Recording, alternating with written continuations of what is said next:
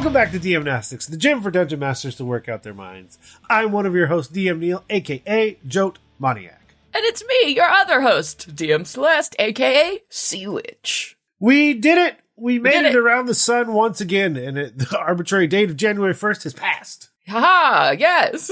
And we're back. And we're back on that exact same nonsense that we were on last year. Because this time, I have entitled the exercise, Pay That Man 20 Menthol Kools. Wow, okay. I don't know what that's a reference to, but I assume it's a super specific reference. It's very specific. Harken back with me to the early days when we thought the banking system was going to crumble because the 9-9s were going to turn into 0-0s. Yes. And in those 0-0s, there was a movie that released named Pitch Black, starring none other than Vin Diesel. And in that, our boy. The way he changed his eyes was supposedly you get slammed into a max prison, and then you pay a doctor 20 menthol Kools to shine your eyes. Oh boy. That sounds terrible. What a future. So, that terrible future. Terrible indeed. Pitch Black, wonderful movie. Well, shame on them, Vin Diesel. We made it, 2024. So. Yeah, the other ones, at your own risk. But basically, this is also going to tie back to biomods from Blue Planet when we had Jeff Barber on. Fun fact, I have actually seen my writing in print on that. I made an archetype for that, and that is getting ever closer to releasing. Yay. But I've seen my words and layout and stuff like that. But that leads us to the Discord, where we have several options for biomods. Which one stood out to you? Yeah, so I wanted to highlight the Bone Flex from Faye Amore. I'm assuming that's how that's pronounced because it's awesome. So for this exercise, we basically asked people to make some cool biomods. So whether it was like combat, utility, or social, decide the cost and benefit, where does it come from, any drawbacks, et cetera, et cetera. So I was really into this one, Faye Amore did. So Bone Flex, which is essentially you replace like your actual bone with kind of a flexible, fibrous chemical substance that allows you to like easily, squish your bones and like dislocate your joints. So you can probably sneak in to places, fit into spaces you normally wouldn't. So kind of like instant circus performer here. And I also liked that they're, they have some math in here I just saw. It's really freaking me out. You can pass through a space the size of your head or bigger, roughly 7 inches square. That is very creepy when you think about that. Ugh, okay, anyways. Speaking of the early 2000s, that X-Men film when he's shoving his face through the that guy, the goo man through the bars. Uh-huh. Yeah, that's basically what you are. You're that creepy goo man from the first X-Men movie. And then, of course, they wrote in a nice downside here. So obviously becoming more flexible and easier to dislocate over time, your body starts getting used to that. You become generally rubbery, so you can carry less. And then bludgeoning damage can actually cause your limbs to spontaneously dislocate over time, right? Because you're just getting more and more used to coming apart. So I thought that was a really logical kind of penalty for this sort of biomod, but I thought that was very, very clever and well done. It makes me think of calling it baby bones, but that's like kind of what it, right? Because you're really flexible at first to get out of that small space. So I mean, this is like every rogue in the world, every criminal would want one person on their team with this for sure. Old Baby Bones. Get out. Old Baby Bones. That's my crime name. Old Baby Bones. Okay. The one I will highlight is from Gabagool, which is spelled Ghoul. So like, I don't know, it's ghost meat would be my assumption. Yeah. I also I had to remember what type of cut it was. Apparently it's the slang for capicola, which I also actually knew. I thought they were two different things, and I have learned something today. And dear listener, I learned something about the Vin Diesel movie. We always learn something on this podcast. We're not saying it's useful, but you learned something. We learned something. Yeah. So this sounds very fun until it's not. Ooh, That said, good. the backstory I think could lead to a really interesting character arc. But I would also be very vocal about that with whichever character did this. But basically, you have a character with a clean-shaven head. They place on their head the Seer's Crown, which has basically directly connects to your brain, allowing you to process things a lot faster. And so, like, I would do, if you're talking mechanical things, like, do you give advantage on initiative after a certain amount of time? Do you just have better reflexes overall? Can you just not be surprised? Do you give tremor sense? Yeah. Can you remember things like perfectly, right? Can you memorize more spells than you normally could, right? Perfect. Or increase concentration, right? Like this thing could concentrate for you, or like and that's and that's like, for me, this is like the perfect conversation I have with a lot of magic items that I want to make for my home table. It doesn't work as well in printed material because giving that many options, it gets wild. Get scary. But from a home game perspective, I would sit there and think, okay, what is a benefit each of my players could walk away with? Okay, my wizard could cast more spells. My fighter could maybe get a second action surge. Or never be surprised. The rogue always gets advantage on initiative. Or you could even price it as right item. Whatever the highest initiative is, they get +1. Because they can see because the idea is that now I can take this input and react even faster. So I see that first person move, I move one step quicker. And maybe that's, uses per day. Now that said, the trade-off, pretty dramatic. Because slowly but surely, this is just going to take over your character. Basically using your body as a host. Yeah, it's basically like you're upgrading, yourself with more processing power, but that old chip you put in there eventually is going to learn all your systems, download your data, and just be you after a while. Which, again, that could be so much fun. Yeah. For the right player and the right character. Especially too, I feel like if you come up with a way, like you can possibly remove it, but it is like really dangerous in an effort. So like maybe this is something a character's like, well, I gotta have this to, deal with this big challenge that I'm gonna do my best, like before it takes over, get it out.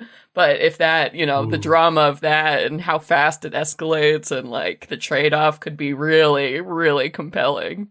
Well, that classic, do I use it or do I not? And the more you use it, each time you use it, you like take off a point or something on a tracker and it becomes, I feel like that's very, very into like other RPG systems, something you might see, that kind of the risk reward mentality that this sets up.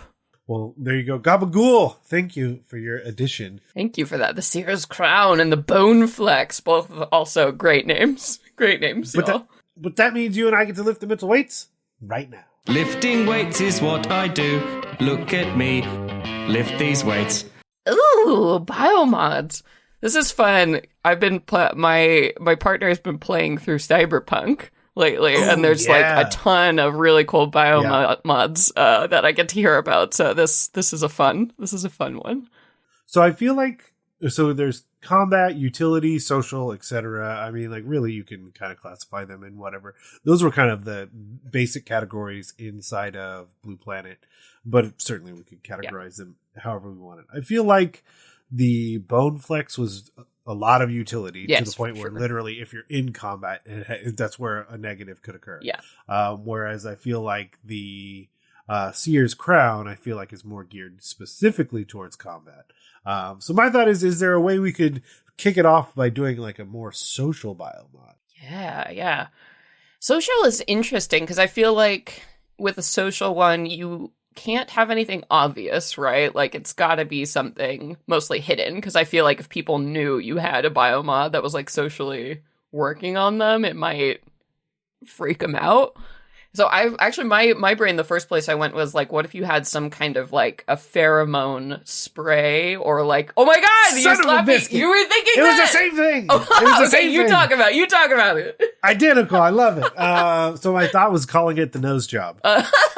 Amazing. And then you would have like to like cover it up. Maybe you would have a lot of piercings, Yeah. or things like that, or like, so, you know, a really observant person. Or you can get it like under a mustache, right? It's like Yeah. something that can be hidden by facial hair. Yeah, but like only a really observant person would be able to notice that like that's what you had. But yeah, giving advantage on basically all, not even really, I mean, I guess you would say all charisma based checks, but like I would tailor it more towards what the individual wanted. But yeah, the idea that those, sensing pheromones with your own party as well. Yeah. Because again, you could choose to do it very social. You could choose to do it very combat. You could choose depending utility as well. I mean, if it was like, if my ranger chooses to do that, then is it all the survival checks? Is it the tracking? Is it this? Is it, if it's the fighter, is it that they can smell the instant that like the aggression goes higher, adrenaline, or things like that? And then of course, if it's the rogue, the bard, you know, just filtering in the second they could, you know, go into a crowded room and instantly know which person is scared. Yeah. And so it's like, well, there's our contact. Okay, so we were both thinking pheromones, but I was thinking kind of the opposite. I was thinking like a sprayer. It's like something in your body, right, that you get implanted that you emit pheromones that make you seem more charming or like pleasant. You know, people are more like, wow, this person just feels amazing to talk to, right? So it's like you actually have under your skin like little sprays, you know, that you can activate to again, kind of the same effect, right? Like be able to influence people or make them feel certain ways just by being close to you. And going down that's amazing that we both thought those from very but different uses. Great. Well, because if you think like, okay, so if I biomod my barbarian, what, like, am I just really, really, really good at intimidating because the pheromones I put off immediately? Or it, you know, taps into that primal, like, oh my god, predator smell, right? Like, yeah. Yeah. Oh, and even doing that to instigate a social scenario where you know the other person isn't supposed to react, but they don't, you know, then you're using that to like prompt them to do so. Yeah, you're amping up the tension, you know, in a room to like instigate something, right? Or the other way around, you're de-escalating, right? If you just have like calm, you know, patchouli vibes like going off of you, right? Like calm everyone down. It could even be like if you wanted to, you know, if you are running one of those darker games that maybe uses like poison, because there are like those airborne poisons, right? If there's a way you could actually implant that in yourself and like just spray it out of your body, like that could be something really cool. So you always walk around with like deployable air mister poison, you know, ready to go. You're like, oh yeah, grapple me. Please. Grapple me. I dare you. Right? What's that noise? Nothing? Yeah, I was also thinking, you know, and this kind of is utility as well, but if you had some kind of like eye upgrade that maybe like a heat vision thing, so you could tell like, right, because people get hotter, they get warmer when they lie. Yeah, so like a lie detection. Yeah. Oh, there you go. Okay. Cool. It's all coming back to Vin Diesel. So basically, it's to like exist in like pitch black. So then like when it's a lit scene, he has to put goggles on. Oh. So it's like the ultimate like night vision. Right. Yeah. Cool. But yeah, having options, and that's also like and I can tell you and I are doing the same thing in that we're not leaning all the way cyberpunk, we're not leaning all the way Blue Planet, but trying to adapt these ideas into like, you know, the tech, the fantasy or tech magic, because the option from there is like spitting out the eye thing to literally just like twisting my own eye socket and it constantly changing like the way I can see. But I can't see myself. Little robot. I can't see myself. Most fantasy games, I would say. Yeah, eyes, nose. Just go through the senses. That's all we have to do. Yeah, and I think the other thing to lean into for the biomods is that it's a choice. Yeah. Ooh, I just came up with another one for social. Go. What if you had some kind of like a voice box that allowed you to like actually change your voice to be other people's? Like you could record or replicate like perfectly other voices. Like that would be cool. Yeah, you just have to hear a certain. Oh, it's just like the Amazon version, where it needs to hear a certain amount, and then it can just and then it can replicate it. Yeah, if you spend at least an hour around someone or whatever listening to them talk, then you can switch your box on right too. Yeah, which those are always interesting. From like, I mean, we could probably have a whole episode on those study things, that out of combat but pseudo combat skill check scenario of like, okay, well then how do I, as the person running the game, facilitate Yeah. you to stare or listen to a person for an hour without making it like completely arduous and like terrible for you, or just this weird hand wavy. But like finding that balance of, okay, do you do a couple skill checks? And then I'm like, oh, you did it. And then like, but what if the skill checks fail? Do I just say you don't do it? And now the cool thing that you have doesn't work? And maybe that's okay. And you have to find someone else. Like you couldn't replicate the king because he wasn't talking, but you can replicate now the Duke. I don't know. Yeah. Or, I mean, if you want to go even simpler, make it combat oriented, it's not about like replicating a voice. It could be about just like amplifying the power of your voice. So you could actually like yell loud enough to like thunder damage, right? Like if it like a feedback box or something, like when you speak, you can be extra loud. So you could like replicate a thaumaturgy kind of effect, make your voice boom, or you can make it so loud you actually like damage people.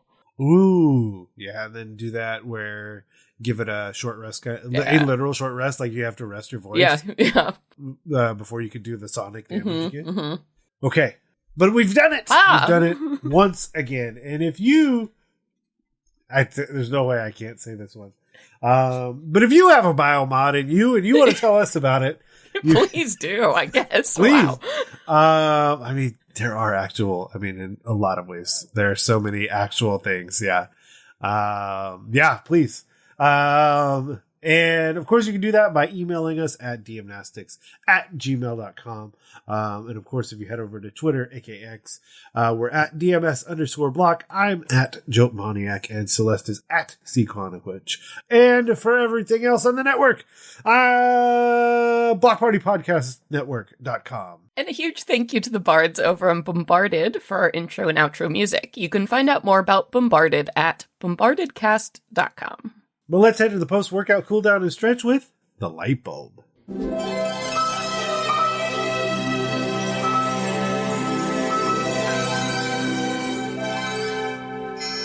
Light bulb. So what are we talking about today, Neil? So this is funny. I could lie to you and say that I got it for Christmas, but I could tell you the truth, and I got it like 9 months ago for my birthday. Yep. Totally fine.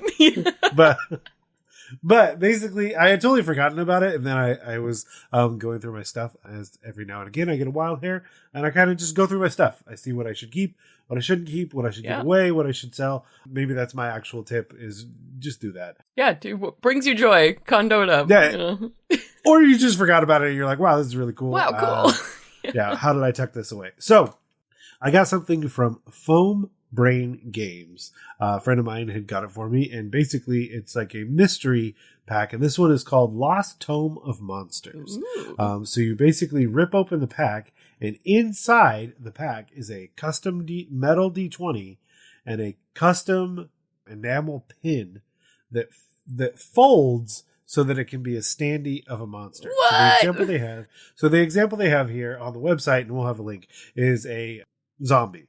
And basically in front of the zombie, if you have the pin and we're wearing it, it looks like a book. Ooh. But that hinges down to become the stand for the zombie. What? So that you can put it on the table. And then with that also comes a short encounter. That's so cool. So yeah, the one I got was like a bugbear. And then so you would basically have the enamel pin, fold it down, place it, and then run an encounter. What is this thing called again? I have to look it up immediately. Foam Brain Games is the company, and Lost Tome of Monsters. Cool. But yeah, Elven Berserker, Gargoyle, Green Dragon, Were-Rat, Mummy, Hellhound. What? These are so cool. Yeah. Oh my god, and the dice matches the creature, so the D20 has a cool... Yeah, so the bugbear one I have has the face of the bugbear on where the D20 the 20 is on the die. This is so cool. What a great idea. Yeah, it's really fun. It's super low key encounter. It's the kind of thing you could get for your DM and you don't know. Yeah. Because it's basically it's a mystery loot kind of thing. So then you know exactly what you're getting. You just don't know which one you're getting. How fun. Yeah, it's super fun, super quick, very easy. Yeah, we'll have a link to that in the show notes. But that will turn out. But with that, we'll turn out the lights and head out of the gym. And I will say more words like. But before we go, I want to implore you, the listener, to join the forums, the Discord, Twitter, and anywhere else you can find us. Take part in these challenges, exercises, and other amazing conversations being had. To do that, head over to dungeonmasterblock.freeforums.net and try some DM-Nastics so your players don't ask, do you even live?